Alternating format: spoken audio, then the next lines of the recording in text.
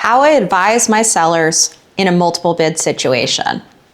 Well, first, I don't advise them once we're in a multiple bid situation. It starts before that. We have a conversation during the listing process where we discuss what their goals are and what their risk analysis is, what their personality is. Are they high risk people that want to be involved in a, cutthroat bidding process, or are they low risk people who that causes them severe anxiety and they have no interest in engaging in that? I need to know that information before we even start. We also discuss exactly what their goals are. What is the number you want to hit? What are the terms that you want? What is the ideal scenario? What terms are no-goes and what terms would you be open to?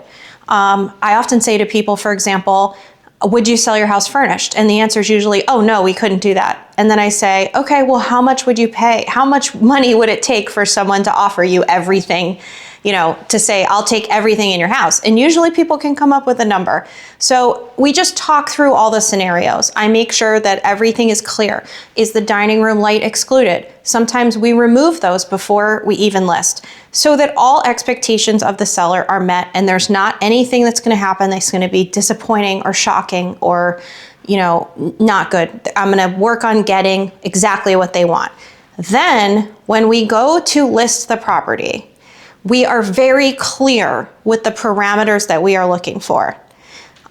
We say to people, this is the range of closing date that they would consider, or, the seller is looking for X. It's a strategy to disclose some of those things. Information that's in the listing is important. Inclusions, exclusion sheet. If there are really unique window treatments that go specifically to the house, instead of not discussing that, we might include that on an inclusions exclusion sheet and advertise that it's $20,000 worth of window treatments. All of that can help bring the best price. So then once we get to a situation where there's gonna be multiple bids, timing is what's really important.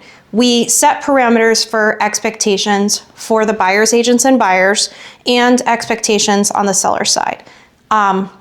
We may have an open house. It's really traditional to list the listing before the weekend, go through the open house, give people time to make an offer, and then set a deadline by Monday or something.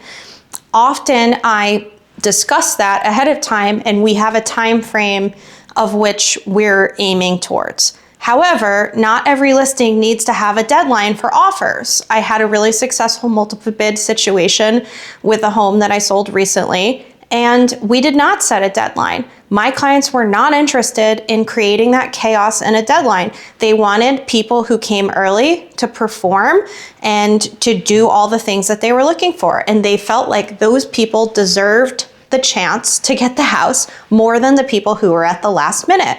So again, the strategy is really specific to the seller, but it's about being clear, knowing what everybody wants and setting expectations and working within those parameters. The rest is sort of nitty gritty. It's making sure that I present every offer in the same way. Often I do a spreadsheet. Often we have very specific things that we ask every offer that they might not have included, like, is there an appraisal gap contingency that they're willing to make up? Is there not an appraisal contingency? Just making sure that every offer we have all of the same information so you can really compare apples to apples and not apples to oranges. So again, multiple bids can be scary. A lot of people feel anxiety, whether they're the buyer or the seller, but it's nothing to be scared of. It can be really clear. It can be a good process for everyone. And in the end, we get two parties that come to a mutual agreement, and it's the best case scenario for both of them. The buyer who really wanted it wins, and the seller gets the highest price and the best terms that they can get. So that's how I do it. We look for a win-win-win.